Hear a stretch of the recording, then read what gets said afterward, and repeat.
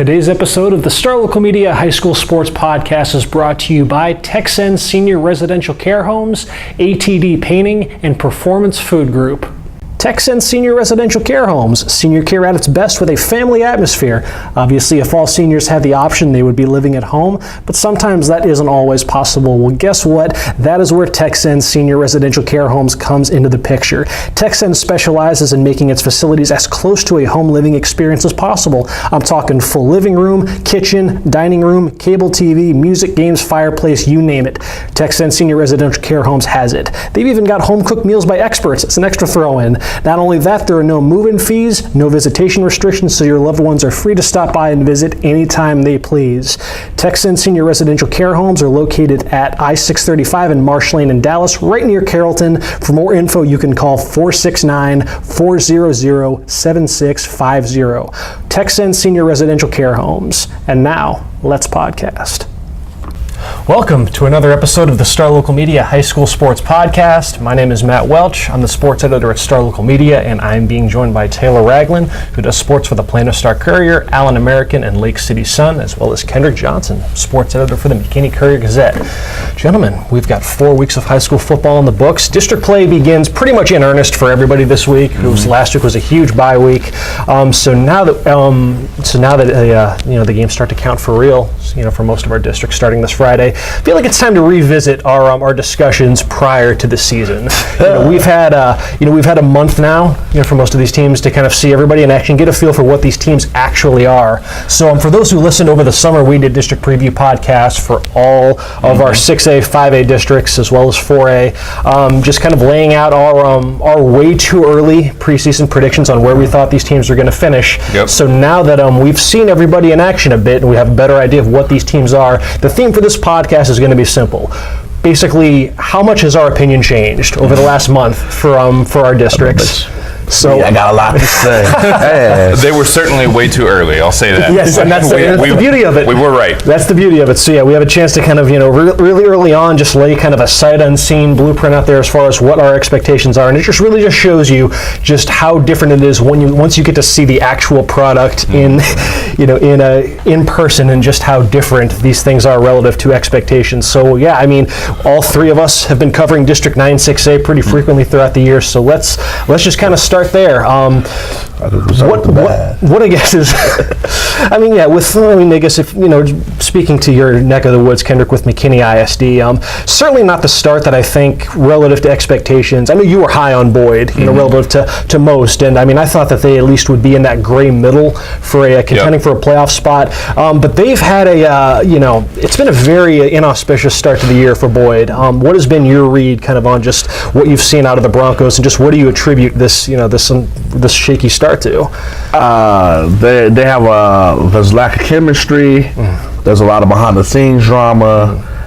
There's mainly no consistent offense. In this district, if you're not scoring points, you got to owe. They're not scoring points. I think, like this weekend, they scored 21 against Plano East, and one of them was off special teams. If you're not, and they're playing from behind, I think they've had to lead maybe once this whole year. So you playing from behind, and a lack of speed also on defense is really killing them. The highlight of it was when they played Rowlett. Rowlett came and put on a track show. You got dudes fumbling on reverses, kicking the ball, picking it up, and then making 4 people miss, going 95 yards on the kickoff. So they got a lot of problems. It's definitely been way disappointing and underwhelming. We'll see if they can turn things around, because they got a bunch of senior leadership, but so far have not seen the spark. This week they brought in Tyler Shaw, who's been playing DB and was a lead runner last year. I have no idea why he didn't play running back in the first couple of weeks. He had 130 points, but their main offense so far has been Christian Ziegler. He's been their top runner and passer, but he's been rotating with Colin Drake, so you don't know series to series who you gonna see, what's gonna happen, and just been it's been not good football. And then when they played Louisville, they had over 100 yards in penalties took it off in penalties. So they had a touchdown and like a 60-yard bomb that would have kind of got, you never know if you win that game, you got a momentum heading in the district. But it's kind of crazy that MISD is 0 for the Gopher if you combine both teams. At least at 6A they are. North is doing all right down at 5A. McKinney, it's a different story. They haven't won any games, but every week you see positives. They're building little bitty bricks. It's kind of like that team. Like, you may laugh at them this year, and next year they come, oh, y'all will laugh next year. We're gonna get y'all. Like, I see what they're doing. They got a blueprint, and if people let them go through the blueprint, you see what they're doing. It makes sense because you lose 38 seniors and ultimately Russia, you're gonna take a step back. That's what new coaching staff, but they're making progress. Like they're not indicative of their record. I usually don't say that, but they're completely. And it's a bit understood just because of the situation that they were going through heading into the season with a first-year head coach graduating the entire offense. So it's understandable that they would take their lumps, early on. But with Boyd, what's kind of been curious for me is just combing through just what they've done to this point. It seems like they can move the ball, but as far as like getting it into the end zone, that has been a bit of a chore. I mean, they're averaging 370 yards, per game so far, which just tabulating throughout the district, that actually ranks 4th in the district in terms of total offense.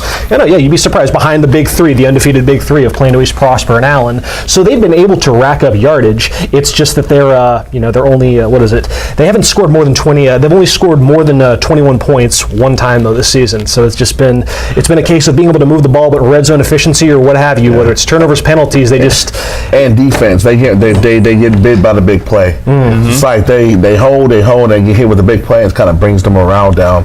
It's like, and the thing is, it's not like, man, that secondary guy's terrible. Man, that lineman, it's a combination. So you don't. It's kind of a problem. It's like it's hard to pinpoint. That kind of jumped off the page for me too, because I've just known Boyd as being such a consistently solid unit on that side of the ball, and just thus far, you mentioned the big plays. I mean, they're averaging 406 yards allowed per game this season, and 40.5 points allowed. I mean, it's in both of those ranks 7th in the district. It's kind of like not last year's defense, but 2 years ago. It's kind of like back on that trend when they went 3-7, which is they have enough. I mean, I know that Play Wyatt transferred, but there was still enough continuity, I think, within the front seven. Jackson had some people. Brett Mattick's been pretty consistent. He's got like 40 tackles. He's been there, but they got him. They have a lot of guys going both ways. That's been a big criticism because in 6A that's tough to do. You don't see too many unless you got like those special athletes like your Jonathan McGills or your KJ Liggins over at Capel. Yeah, that's what's hurting them. But a stat I looked up the other day is since I've been covering them, so that's 2.25 years. Their record is 8-20. 8-20. Yeah, it's been a difficult couple of years for McKinney Boyd. So, but let's 8-18. So yeah, as far as kind of recalibrating our expectations for Boyd, it's certainly not at least. I mean, everybody's we all have different opinions on where we saw them coming into the season. I mean, I thought they would at least be in contention for a playoff spot. Still plenty of time for them to write the playoffs. Yeah, still plenty of time to right that ship. But but through 4 games, it's been not the start that Boyd has surely expected. We were all unanimous on thinking Prosper was going to miss the playoffs. Yeah, and they'll at least be a top 14. Prosper looks. Listen, it's just 4 games, and obviously the thing with these non-district schedules is that you didn't all play the same level of competition, so you got to keep that in perspective. They get in the playoffs. They have to go through playoffs too. I think whoever wins out of them and Plano gets the 4th spot. That's going to be for that 4th spot. They look the part though, as far as just the numbers that they have put up and just the ease in which they have handled every team that they've seen up to their point. Yeah, they are surprisingly enough. That is the number 1 offense in this district right now. In 4 weeks, they're averaging over 440 yards. They're in almost 48 points per game. Bryan was on with us last week, and he was talking about just the job that Wayne Anderson has done, shifting from cornerback to running back, kind of picking up where Caleb Adams left off. Good. And as long as they get you just an efficient night, behind center from Keegan Shoemaker, then I mean that can be a pretty devastating offense. And then they just kind of. I mean, it's just next man up essentially on defense. We've talked at length about the number of guys they graduated who made the all-district list last year, and yet here they are. They've allowed They've actually allowed the second fewest yards, I should say, of any team in the district at 234 and a half. Yeah. But Prosper has, I think, definitely been a surprise. For all of us relative to our expectations. I don't think we saw Plano East being this good. I did. This good. This good. I think that, we've had conversations about this kind of off camera. That I started here in February, so this is my first football season, and going through the spring and the summer and the early stages of the fall, and following this Plano East team as kind of my main beat throughout the beginning of this football season. I've covered them probably more than any other team I have. For me, I expected them to be this good. Like, I had them, finishing high in the district pretty much early on. I mean, the Prosper thing is certainly weird because Prosper was always a kind of a prove-it-to-me team, and they have, and I believe I had them out of the playoffs. We all did, and now I have them as high as third, potentially, and I think that this game with Plano East Friday could be for second place in the district, and that's not crazy to say. But I cannot Jesuit. I got Jesuit. I got Jesuit in the playoffs, but I've liked Prosper and East better than Jesuit so far, and I think that you said Prosper and Plano kind of be in that fourth spot. I think 4 and 5 will be Jesuit and Plano Senior. But as far as East, and going back to the conversations that we've had, for you, you have past experience to rely on, and me, I'm kind of, I don't want to call it tunnel vision. Kendrick saw $5.99 last year. But all I know is, hey, what they did put up 50 points. Mr. Mallory, you could tell he's legit. He's legit. All I know is this Plano East team and what I've seen from this Plano East team, and I have nothing else to compare it to. And from basically, I've been high on them, since the summer, and thought that they would be good, especially the offense. And I'm not surprised at all. It's primarily the defense when I get to what is. I think, there was enough continuity within that offense, and with what Coach McCullough has said about what the potential of Trey Jones-Scott at running back, he thinks that could be one of the best athletes that program has ever had. 27, the running back. He put in work last year. Yeah, he was a workhorse last year on both sides of the ball, and it really is like just the ultimate pick your poison offense. So when you factor in, Brandon Mallory, what is he fresh off of? 500 yards passing and who knows? 5 touchdowns every week almost. 368 against Board. Yeah. Yeah, they just rip through Boyd, and that offense is, you can make a case, there's a case to be made that, that might be the best offense in the district. You can make a case, with all due respect to Allen and all the divisional talent there. Because they put up 50 points and they have to keep getting it in. Another thing about, they remind me, so I don't see them like y'all do, but they seem to have the DNA of last year's McKinney team. They got that chip on their shoulder, for sure. But they got the talent to prove it. That remind me of last year's McKinney team with all those seniors that band together that felt that they should have went to the playoffs the year before. They kind of like, we got embarrassed. We had too many games. It's like they're on a mission. So they kind of got that does DNA. Not let them forget $5.99. He brings it up almost every time I talk to him. He tells it to his players before almost every game. He's literally said that basically every time you take the field as a defense, you should be thinking about 3 numbers, $5.99, and never forget it. And that's kind of their attitude. Like they have been an incredible defense so far this year. Maybe a little down against Boyd, but there's a lot of factors in that game. But it's a situation where McCullough certainly doesn't want them to forget kind of their roots for sure. A scout in the press box at the new MISD Stadium was like, Friday night, like a cuss word at our school. That's a true story. But just the numbers up to this point for Plano East, especially on defense, just 10.5 points per game, 242 yards per game. Looking at that defense 2 years, they kind of like Boyd was. 2 years ago, they had that same defense when they had Hines in them, and that's probably one of the best defensive performances I've seen. They beat Boyd 61-0 on their homecoming, worst loss in school history. And of course, you had Hines, you have a future NFLer, but those other dudes were legit too.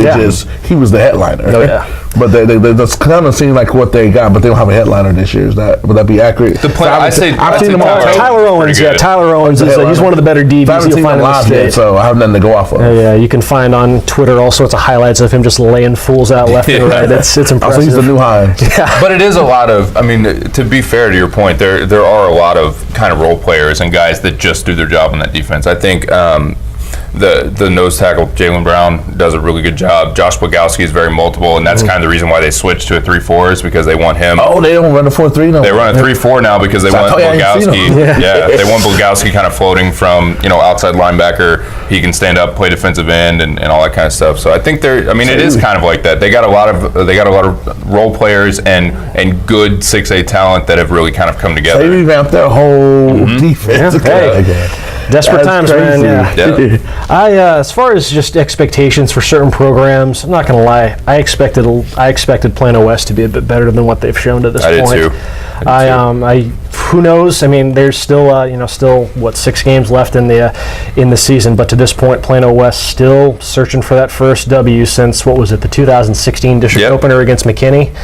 And then since then, it is they went 0-10 last season. They're off to an 0-4 start, and it just unfortunately, just from a numbers standpoint, it just looks like kind of a lot of the same, which is how did with that role? Like we always talk about Alex. It doesn't make any sense. I know. It's like you have to use the same logic. Like the numbers should get you at least 2 wins. Well, it's the same thing with Plano Senior that I wonder sometimes when they don't have an elite quarterback. I mean, I think that Plano Senior has a guy that's able to do the job and runs the offense well, but out of that many kids, how do you not find an elite high school quarterback? And I think that's, they haven't had a Division I signal caller since Richard Lego back in 2012. Yeah, and heading into this season, West was in the same boat. They had 3 guys that they were running, through the paces, trying to figure out who was going to play quarterback. I think Danny Davis is a good athlete. I think that he's got talent, but I mean, he can't make it go by himself, and that's kind of the reason that I thought they would be better. Because you look around, I'm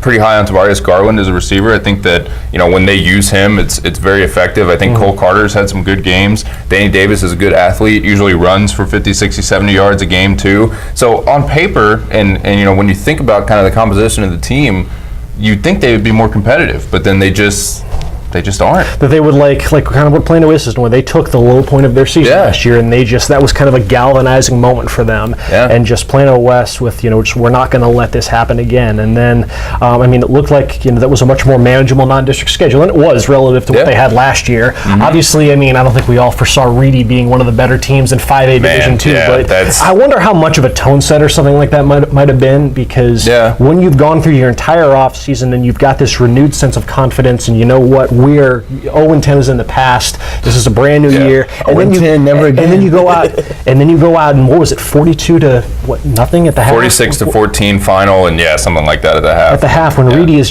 already. No, I think West maybe had 1 touchdown in the first half. I think Davis to Carter maybe was the first score. Maybe they were up 7-0 at one point. I can't remember, but. But then at the half, you're looking up at that, you're already down 4 or 5 touchdowns, and you hope it just wasn't a case of here we go again, seeps in, because at some point it just does become mental. These are just 16, and I think that 16, 17-year-old kids. It's tough for them too, because I think Mesquite's better than a lot of us thought they would be this year. I don't know if they're a playoff team or if they're that good, but we kind of circled that game against Mesquite as that should be more competitive. That could potentially be a W to kind of get off the schneid a little bit. And then Mesquite came out and played really well and beat them 44-20, and I think that says a lot about Mesquite being better than we thought, and kind of having taken advantage of maybe a little bit of a rebuilding year last year. But at the same time, we thought it'd be a more manageable non-district, and they go over obviously, and then they run into Jesuit Start District. So it's just tough. October 12th and October 19th for Plano West is.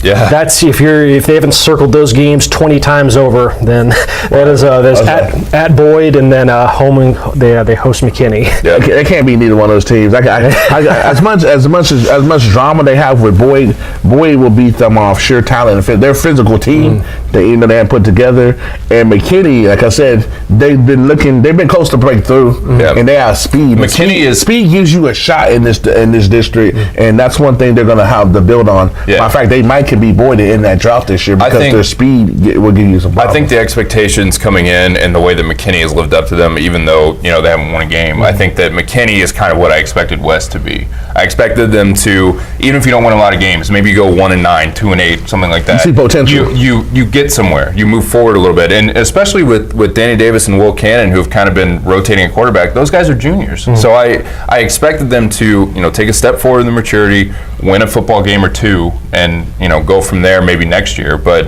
at this rate, that you said, it seems like they take a step back. The 12th and the 19th, I think, are the games that are left. So I think you have to get one of those. We'll see. There could be like last year. Despite despite the record, they did almost beat Plano East last year. So they can't. You never know. They can't sneak up on you out of nowhere. Those crosstown games. You throw out the records. So can we slide Crosstown to the other team? I know their record's good, but how does Kyron Cumbie only have 44 rushing attempts? Let's put this in perspective. 599. Matt Gatta had 48 alone. Yeah. His man, how does he only get? He's averaging 9 yards a carry, and he only got 44 rushes. He's being used a lot as a receiver too. So 13 receptions. I mean, they're trying to get him involved as many different ways as possible, and that was their game plan against Allen, having just seen him. But the thing with Plano right now is, despite, Cumbie and how prolific, their running game has been shut down the last 2 weeks against Rowlett and Allen, and that includes Cumbie. I mean, Kyron Cumbie was great as a receiver against Allen. He had, what was it? So you got the numbers right there. I mean, it was like 7 catches for 84 yards, but he only had 22 rushing yards, 14 carries. And that's who Plano is, man. That's the thing right now. The thing with Plano is, say the Carlos. I see they got 3 people that have passing attempts, and only one's over 55%. Yeah, I mean, as far as the passing goes, ironically enough, against Allen, they had their most efficient passing performance of the season. Both of their quarterbacks completed, 2/3 of their passes, but they were just up against it from a field position standpoint. And so there were moments early in that game where they might have been able to make Allen. I don't know if they could make him sweat a little bit, but there were chances. The defense was able to get a couple stops, which is something to be said against, especially in the first half against Allen. But it just felt like a game where the levee was going to break eventually, just because of field position and just the fact that Plano could not establish the run. And the fact is, for that team this year, they have to do that. It doesn't matter how efficient your passing game is. That is a team that is a run-first team. That is where their bread and butter, their bread and butter is. A lot like that. I think, boy, that's been a big thing because just like the Cowboys yesterday, when you play from behind, it's not a good thing. With Rowlett, they had to play from behind quite a bit. That was a game that was a little wonky. Like, the defense held Rowlett to under 200 yards of offense, and Plano was able to get a couple big plays through the air, and they actually tied it up. And then Rowlett went ahead within the final 2 minutes of the game. To be fair, also, I think Rowlett's better than Rowlett might be the best team in that district. Rowlett's very good. So Chase Popal, he's a winner. He's a gamer and a winner. Like, his stats don't overwhelm you, but you don't want him to have the ball in the hands with the last 2 minutes. That loss to Rowlett looks, I think, better than it did the night it happened. It's still tough to get it's still tough to figure out exactly what Plano is, because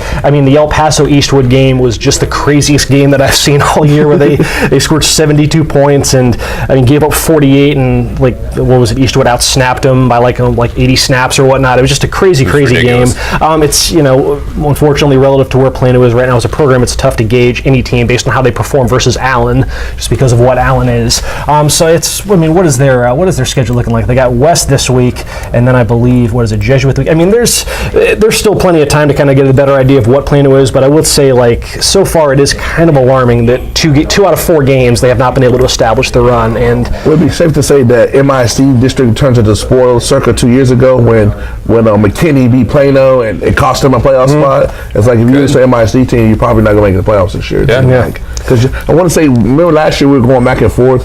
Isn't it 4 to get in? Because I remember 2 years ago it was 3 some crazy way, because everybody beat each other. But if you win 4, you write your ticket to playoffs. I think right now, considering that you have the 3 schools that are winless on the season, I think if you're a playoff team, you have to sweep those 3, and then it just simply boils down to whoever has the best head-to-head record. Yeah, which I think. But if you get tripped up by one of those bottom 3 teams, then you're probably going to be out. Which I think that, as much as I said Prosper and Plano East could potentially be, I've already kind of gotten into this, could be for second place. I think that Dallas Jesuit Plano game on the 26th is probably for a playoff spot. I think that's just how it's going to shape up. I don't see a lot of, because Plano's got West, McKinney, Boyd. Those are probably 3 wins, I would say, for them. And then you just have to, if you take one off Jesuit, lose to East and Prosper, and then it shapes up, with them being in the 4th spot. So I have a funny feeling the PIC teams will slip up to McKinney. It's happened both years. Hey, man, and everybody's all shocked when it happens. And last year, I wasn't shocked at all. The first time, because I didn't know what to expect, I'm like, these students just got beat by Plano West, and they turn around and beat Plano. But I don't see it happening. I see it happening again. I just don't know who's going to be the victor. Well, East has already knocked off one of them, so they've at least helped their pursuit out. Can anybody pursue Allen? Can anybody push them? That's a big question now. I guess you know better than anybody. I'll defer to you on that. East because I think that may hurt Allen, you think, in the big picture. Oh yeah, I saw there was a discussion on social media just about kind of big picture stuff for Allen right now, as far as how, and that's nothing new. They always tend to kind of run roughshod over the district schedule. You will have times when a team kind of sneaks up out of nowhere, like Plano East did a couple years ago in that 38-31 game out of Kimbrough. Marcus gave them I think that game was decided by 10 points. a couple of years ago as well. So, I mean, there are challenges out there, but for the most part, Allen does, win all of their district games by a fairly comfortable margin. It's the question is now, once you get to the playoffs, because they're in Region 2 and you're not, guaranteed that, you were always assured that you were going to get a good second-round matchup once you draw, either DeSoto or like they had last year with South Grand Prairie, and it's still kind of remains to be seen. The replay game. Just how that bracket will shake out in, for Division 1. But, that's kind of just the big picture question is just what, that said, like, Plano East wasn't expected to challenge Allen, that game 2 years ago. I don't think they are now. I mean, that's the thing, like, the challenges can kind of come when you least expect them, though, just because you might just catch a night where just things aren't clicking right, and that's happened to Allen. I mean, their talent is so overwhelming that they can overcome a lot of that, but as far as right now, I mean, it's really tough to say until I think what we see, as far as who could challenge them, I think this Prosper Plano East game will be a far more credible litmus test for what either of those teams are in the big picture of this district. Looking at the big picture, would it be safe to say that not Plano East, but Prosper and Jesuit, since we're talking about at the big picture, you think they're set up to make long runs because they're seeing smoke that they're not going to see to take the third round of the playoffs? I won't say smaller school, but I think the things are setting up for this district as far as at least assuring that you get out of that first round, which is the first step you got to take, obviously, because if you look over at District 10-6A, Saxe's still kind of working through some stuff. It looks like Rowlett actually might be the better team in the best team in that district. And the fact is out to the Eagles. And as long as a Plano ISD team makes the playoffs, then Allen and PISD East will be that team. Yeah, if East makes the playoffs, which feels like a solid prediction right Prosper now, them and Allen will be Division 1, so it would then be Prosper and then Jesuit, another Plano team, whoever, Division 2. So I do think and that would mean they avoid Rowlett. So I think things are at least set up for them to get out of that first round, and then after that, you just kind of have to see what shakes out with 11-6A, 12-6A. Who has speed, like serious speed, out of these teams? Because last year that was to me, I won't say a problem. Even Allen, as good as they were, their speed was like in the secondary, but they didn't have that team speed. Because teams like Rowlett have team speed. Yeah, this year, I imagine the defensive performance of Allen versus Plano compared to Rowlett versus Plano was very much the same. Their pursuit is impressive because Kyron Cumbie was able to make guys miss. There's 11 guys that are coming after you. So, and they, just eventually the numbers game caught up to him, and he could make one or two miss, but then he gets dropped for a 1-yard gain just because Allen is just so. They're so defensively sound and so fundamentally in place. That's just kind of a look at District 9-6A, kind of how obviously things have changed quite a bit for us.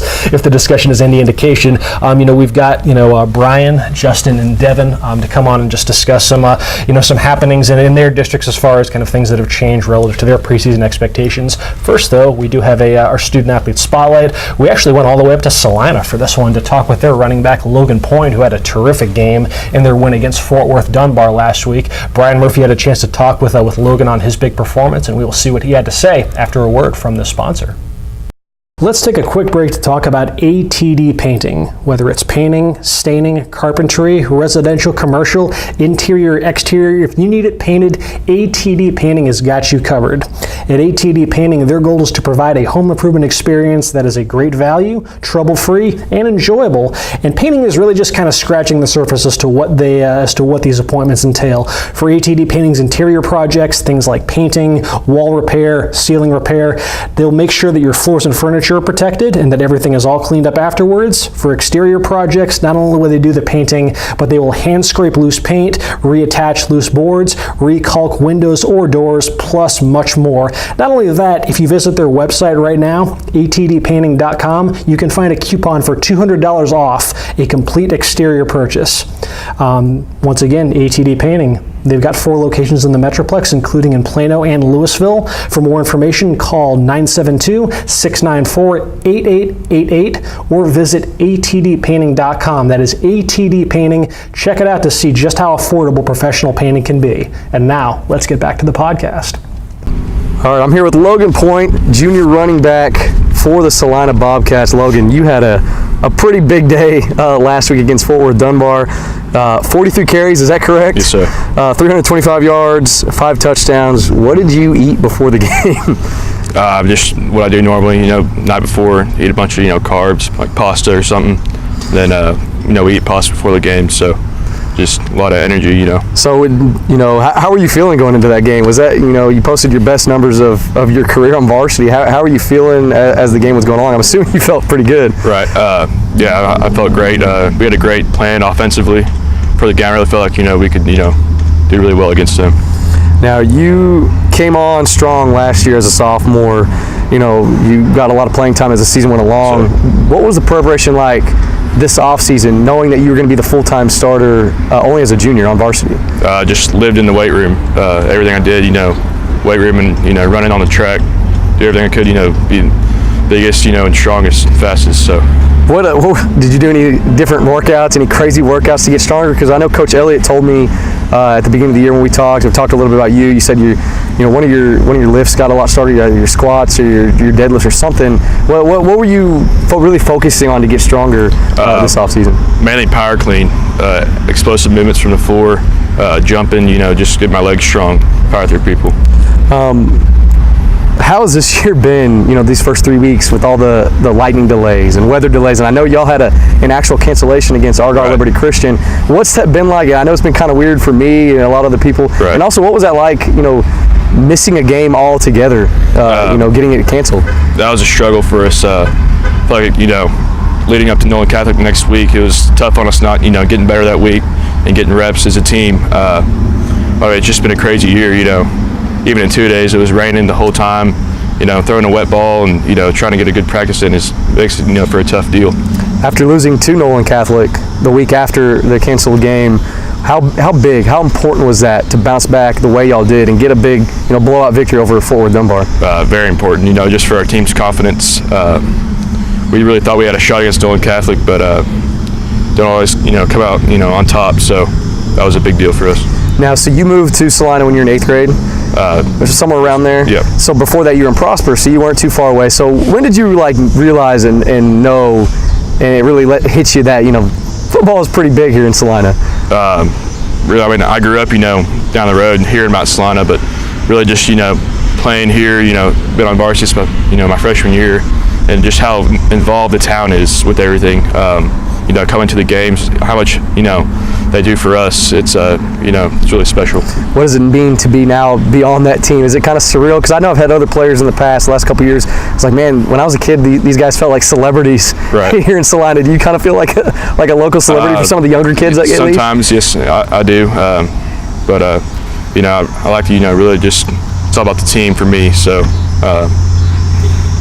Now tell me a little bit about yourself when you're not, working out, you're not playing football, you're not at school. Well, what's Logan Point doing in his everyday life, post practice, before school, after school, on weekends, or when you're not playing football? I love to hunt and fish. I love the outdoors. Watch a lot of football. That's really, just about it. Now, being from the DFW, are you a Cowboys fan? I'm not. You're not a Cowboys fan. What NFL team do you like? I like the Saints. Why is that? I just love Drew Brees. Okay, so what do you think about their comeback win yesterday, forcing overtime, and then Drew Brees 2 rushing touchdowns? Did you get to watch the game? Yeah, I watched that. Okay, so what do you think of the Saints so far this year? I'm not a big NFL fan, but sure. More of a college football guy. But I'm just pulling for them. I think they'll have a good year. Thank you to Logan Point, who took the time to talk to me, actually. I'm all over the place all in one day, but Logan Point had a big game over with Celina against Fort Worth Dunbar last week. Big thanks to him. Now we transition into the second segment of the show today. We should have left it running where you came down from the BMO light. just teleport back and forth. Right. Celina, it's not close. It's not a close drive. So. But yeah, so now we're kind of going to transition into some of our teams, some of our markets that we cover. There's a lot of them. I guess we can start with our 6A schools. I know you cover a bunch of 6A schools over in Flower Mound and Coppell and whatnot. You cover a bunch of Mesquites and GISD and stuff like that. So I guess Devin, I know Saxy's gotten off to, my alma mater has gotten off to a rough, unexpected start. I guess you can talk a little bit about how they've been doing, and I guess haven't achieved their expectations, or They've had a rough start against top competition. I mean, when you look at games against Coppell, which they lost on a last-second field goal, against Euless Trinity, against the Plano East team that's turned out to be, at least to this point, better than I think I thought. Early on, and they got their first win of the season last week against Wiley. Finally got that offense going. I think what they really did last week was they kind of discovered a power running game, which as they kind of develop the quarterback situation, they're going to kind of turn to that ground game and turn to that talented defense. But I had, coming into the season, I had Saxe, Rowlett, Naaman Forest, Lakeview. That was my order. I have revised that. Rowlett off to a 3-0 start. Nice win over Plano. A dominant win over Naaman Forest last week. I actually have them as the favorite right now. Saxe seconds. I have North Garland. I know I shouldn't be buying into this. I have North Garland finishing third. They're off to drinking the Kool-Aid. They're off. All I've heard the last couple of years is how good their freshman and JV teams are, and how good they're going to be in a couple of years. They've been in a drought for a while, but 4-0 start, and they handled Lakeview last week, 41-14. They've got their defense is giving up only 11 points a game. They've got some salty kids on offense, and again. So you said you had them out of the playoffs coming in? I had them fifth basically coming in, but again, that win over Lakeview is a huge head-to-head win. And so I still have Lakeview finished at fourth. I think Kamar Wheaton is still one of the top running backs in the area. He's rushed for 634 yards already. So, 381 yards, looking at the wrong stat number. But anyway, in just 3 games. But the other interesting thing about that is North Garland is the second biggest school in that district this year. It's been Saxe and Rowlett as the 2 largest schools. So who's the biggest right now? Saxe. Okay. But we want to avoid Allen in the first round bowl. Whoever gets that second Division I seed. Interestingly enough, Rowlett, if North Garland does make the playoffs, Rowlett will go Division II, which they've been Division I for as long as I can remember. So it just gives a different interesting wrinkle in terms of 10-6A. So yeah, I've kind of shuffled my predictions a little bit in 10-6A, but we have a license to do that. So Justin, you have any changes in 6-6A? With this North Garland strength of schedule, though, it's kind of suspect because I know they beat one of my teams, Frisco Liberty, but they're right now at the bottom of the Frisco district. And Irving and Carrollton Newman Smith, they didn't play a murderer's row non-district, but again, the win over Lakeview. And a convincing win at that speaks volumes to what North Garland's done so far. Again, Saxe is going to be a player. They started figuring things out last week.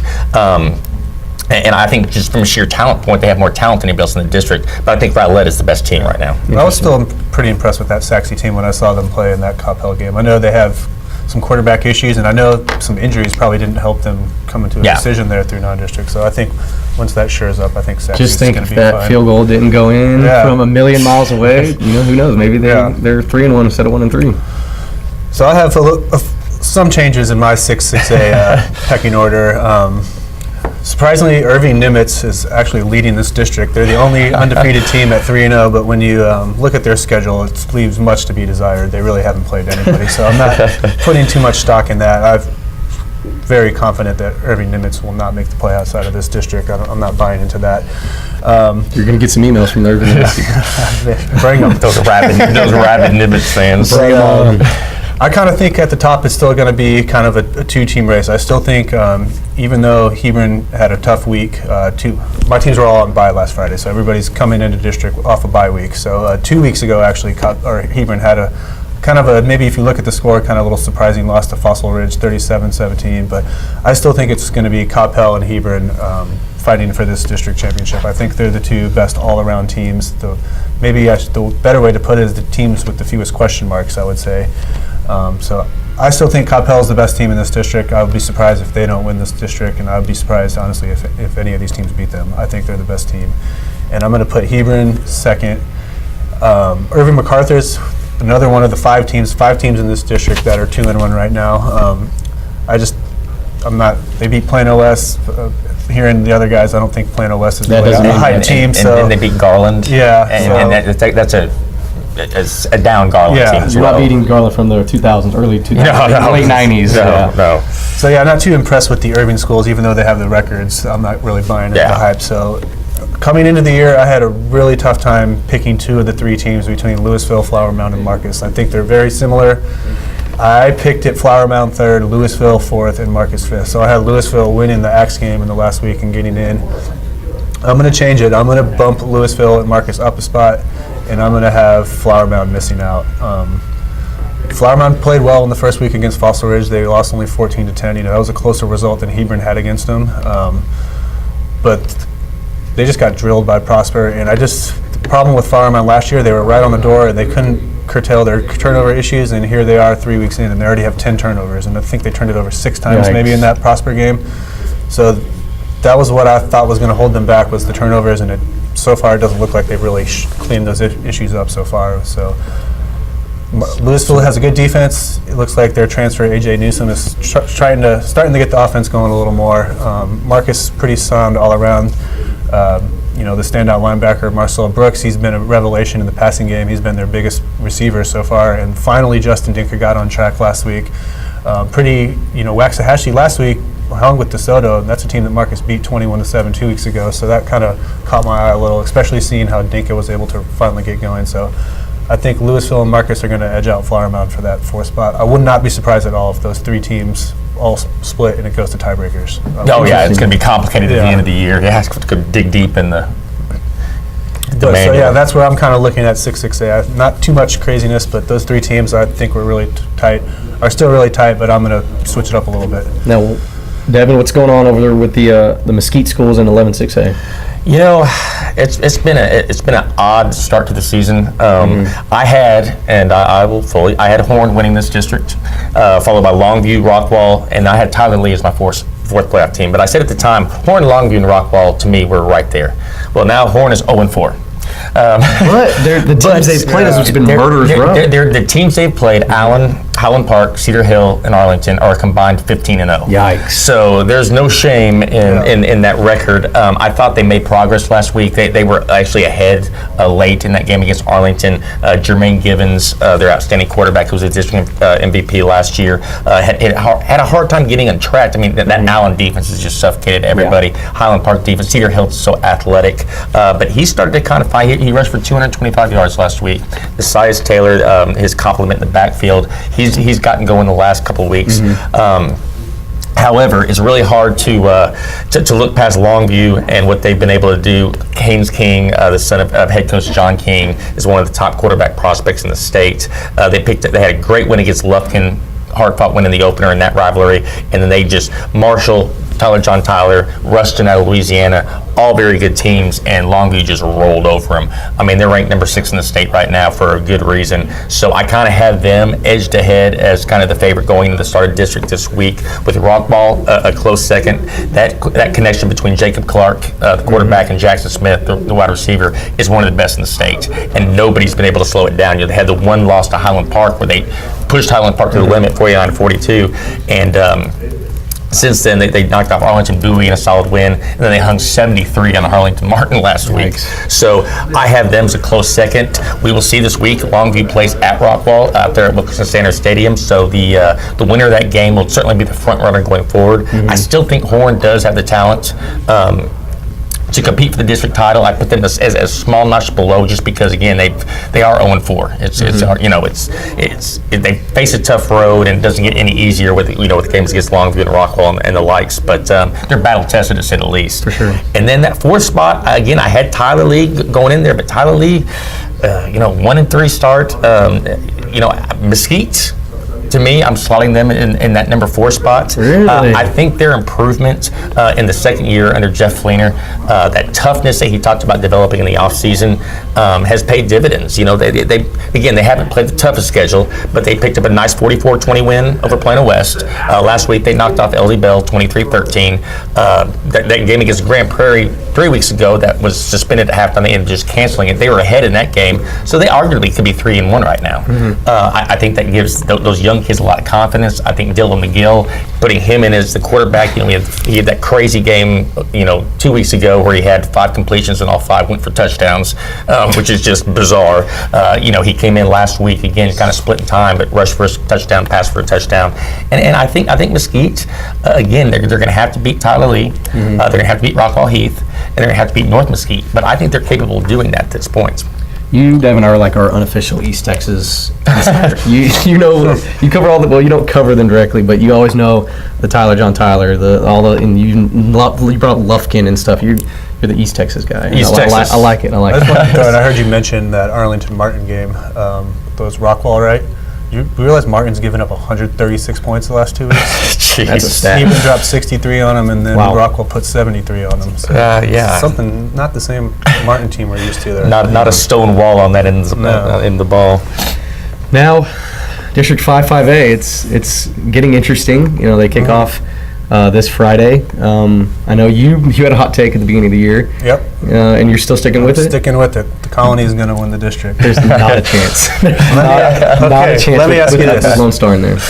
How size up this year's Lone Star team versus last year's team? Which team? That's a tough question. I know I was talking, actually, I think it was to Matt off camera last week when they lost to Highland Park 10-7.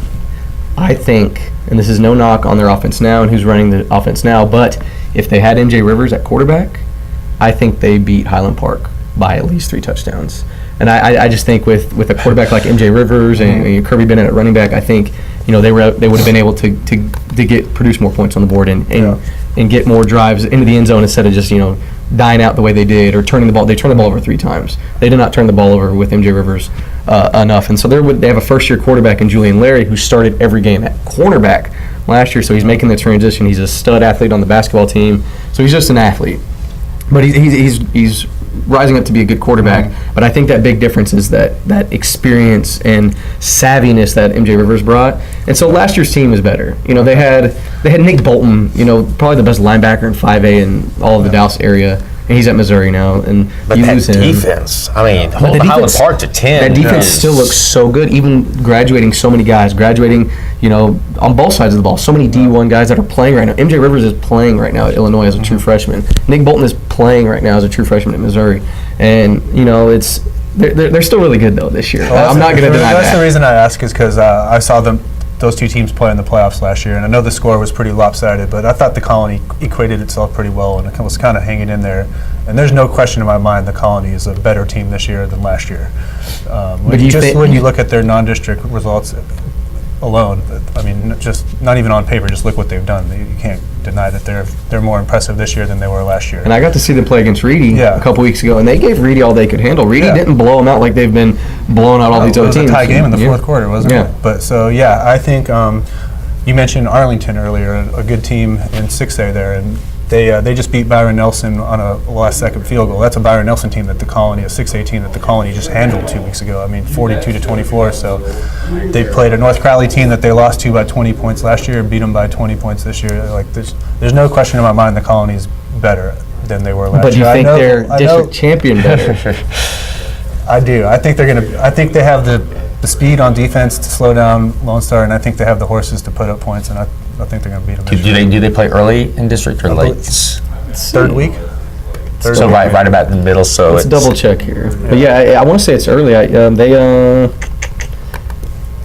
pretty quick. October 19th. Yeah. So right smack dab in the middle of district play. So it'll be a good tape measure to see who's. Do you give any other team a shot of beating Lone Star? No. he's not even giving the Colony a shot Yeah, to beat he's Lone not giving Star. the Colony a shot. I think the Colony can beat him, but I don't see any of this. I think they can, but will they? No. Now, see, you also had Little Elm. You have ahead of the Colony. Man, that's been a tough start to their season. They're 1-3. They avoided a defeated start to the district season by beating Keller Central after 2 straight losses. They're 1-2, I should say. They were on the verge of going 0-3. They were down in that game against Keller Central in the first quarter. They down, I believe it was 13-0 or 7-0 at the beginning of that game. Coming off a big loss to Birdville, kind of a shocking loss. Mm-hmm. They had a double overtime loss to start the year against a really good Justin Northwest team. And I was like, man, Little Elm cannot go 0-3. They went 3-0 last year for the first time in over a decade. And then you can't go 0-3 to start this year, especially starting with Lone Star this weekend. That's tough right there. So, then they have Centennial and then Wakeland after that. So starting 0-3 would have been detrimental. They've been kind of a disappointment. Granted, it's non-district play. Saxe started 0-3, and who else and whatnot, but Mesquite Horn, all those teams. But granted, they weren't playing those caliber of opponents. They weren't playing Euless Trinity. They weren't playing Allen and whatnot. But we'll see if they can turn it around in district play. I think they will. I still think they'll make the playoffs, if that's what you're asking me, because I picked them to be somewhere in that 3rd, 4th spot. Yeah. Right there fighting with Wakeland and the Colony for maybe even 2nd, but. As of right now, based off what we've seen, the Colony is the 2nd best team in the district. So, I mean, you still have the Colony, Lone Star, and then who's your last two in the sticking district? with mine. I think, honestly, I can't remember what I picked. I think it was Wakeland. Earlier. Because I know Yeah. I picked Wakeland. And then I looked think good. I have Independence as my fourth team making the playoffs. And they've started off hot. They've really come on. I picked them to be out of the playoff picture. And Centennial, I know when we did our district preview the beginning of last week, and you kind of had Centennial way at the bottom there. They gave Lake Dallas a really good game there a couple weeks ago. But yeah, so a team that's disappointed me though, besides the Little M, has been Heritage. Yeah. I picked them to be kind of in the mix with a new quarterback from 4A. Granted, they have a new head coach, but they're winless right now. Yeah. Tough losses to Lovejoy and Woodrow Wilson, which was kind of surprising to me. And then they got blown out by Red Oak last week, and they started 0-3. And I'm like, man, I thought Heritage was going to be in the mix for that fourth playoff spot. It doesn't look like that's the case, but yeah, we'll see what goes on there, and we'll have October 19th circled on the calendar when Lone Star beats the Colony. We can friendly wager, but that Lone Star wins by at least 3 touchdowns. Now we have one more. We'll friendly wager. Okay. that. I'm saying at least 3 touchdowns. They should have beat Highland Park, but that's a different story. So that moves on to our few other Mesquite schools in 5A, sticking with 5A. Yeah, 7 5A Division 1. And I've kind of shuffled. My playoff teams are still the same in this district. Originally, I had John Tyler as a slight favorite over Poteet. I had West Mesquite slated 3rd and Texarkana, Texas High in 4th. Again, it's kind of a tough district to call. We don't see John Tyler unless they come to town. They play. They don't have a lot of common opponents. Same with Texarkana and Texas High. As of now, I am listing Poteet as my favorite, and that's not a homer call. They were very competitive with Denton Ryan in the district opener. Really had every chance to win that game. They lost 28-14, but then they come out the following week against the Solid Waxahachie team, and they just throttle them 48-7. They followed that up with games against 6A opponents. They rallied past Mansfield Summit, and then they beat Tyler Lee last week on the road. They spotted them a 14-0 lead and ended up winning 46-21. I think Seth McGowan is one of the top probably 3 players in that district. They're outstanding running back. Dalton Dale is a very good quarterback. Cam Lampkin on the outside does a little bit of everything. And the defense that had some question marks coming in has really, really played well these last 3 weeks. Again, 7, 21, 21, and some of those points were scored late. So I have Poteet number 1, and then again, my playoff teams are still the same. John Tyler, West Mesquite, and Texas High. But I just don't know what to make of some of these losses. I mean, Texas High plays Pflugerville Hendrickson, a very good team in the first game. Did they beat Saxey last year in the playoffs? Yeah, that's who knocked them off in the regional semi. Hendrickson beats them 56-7 in the first game, and then they go to Kilgore and they lose 42-14. I mean, those aren't just losses; those are lopsided losses. You can say the same thing about John Tyler. I mean, Cedar Hill's an outstanding team, but you would expect John Tyler to stay closer than 57-7. Longview beats them 41-13. Again, tougher teams, 6A competition, but you would just still expect them to be better than that. So right there, those 3 teams, John Tyler, West Mesquite, and Texas High, I kind of have right there. It's really hard to pick. I would actually pick West Mesquite to finish second at this point in time, just because they played closer to their competition against solid teams. I think they have the skill positions: Neil Johnson at quarterback, Ty Jordan at running back, and of course Dylan Wright, the Texas A&M pledge at wide receiver. Again, it's hard to comment on Texas High and John Tyler because we haven't seen them against a lot of common opponents, but the ones that we have, they've just been blown out. So, again, it's gonna come down to those 4 teams. I'm sure Kendrick can make a case for McKinney North. I'm not going to today. I had them missing the playoffs to start with. That loss to Wakeland still confounds me. Or a couple weeks ago, because they were rolling along, and then all of a sudden It was a weird loss, 17-14. So McKinney North usually puts up a lot of points. That offense was rolling along, and then I kind of backed off. So I think they will be a factor. But at this point in time, I still have those 4 teams as the ones going to the playoffs. So that's 7-5A Division 1. Yes. So in 7-5A Division 2, I have a big chunk of Frisco schools in there: Frisco Reedy, Frisco Lebanon Trail, Memorial, and then you have Princeton and Denison, Lake Dallas, Lovejoy. Pretty good district there. I still think Reedy is the cream of the crop. Just quick hitting this district real quick. 4-0 to start the year. After beating Lake Dallas the way they did to start district play, they don't have a tough opponent really until they face Lovejoy. in 2 weeks. They have Memorial and Frisco these next 2 weeks. They're going to be 6-0 when they meet with Lovejoy. And if they beat Lovejoy and if they beat them decisively like they did Lake Dallas, then, you know, they're easily going to go run the table. You know, the next 3 games, Broswell, Lebanon Trail, Princeton, I don't see those 3 teams beating them. But they could very well be undefeated going into the playoffs. And, you know, this might be the year Reedy gets there first and maybe second and third playoff victories. We'll see there. Anything else to touch on in 5A? 4-5A Division I looks pretty much how we were kind of thinking things were going to pan out. It doesn't look like the CFB teams are going to be much challengers for that powerhouse district. I guess I'll eat a little medicine. I jumped off that Colleyville Heritage bandwagon when Sanders transferred, and I was hyping Denton to take that 4th playoff spot, and Denton does not look good. So I'll give Colleyville Heritage the playoffs to round out with Birdville and Grapevine. And I forgot you didn't have Colleyville Heritage making the playoffs? No, I believe I had. Because Drew Sanders leaving to Denton Ryan. Yeah. We thought it was I think that was something that kind of changed actually as we were talking. Yeah. That Breaking day, news. because he said no, you know what? I dropped them all the way out. I dropped them out because I thought Denton was going to be a good team, but they look terrible. They're at least looking at their on scores. paper, yeah. So For sure. All right, so that'll just about do it for this edition of the High School Sports Podcast. That's Devin Hasson. That's Justin Thomas. I'm Bryan Murphy. Make sure to stay tuned later this week. We have our Game of the Week podcast Wednesday or Thursday. Make sure to stay tuned for that. Thanks for watching. Thanks for checking out this edition of the Star Local Media High School Sports Podcast, brought to you by Performance Food Group. Performance Food Group delivers more than 150,000 food and related products to customers all across the country.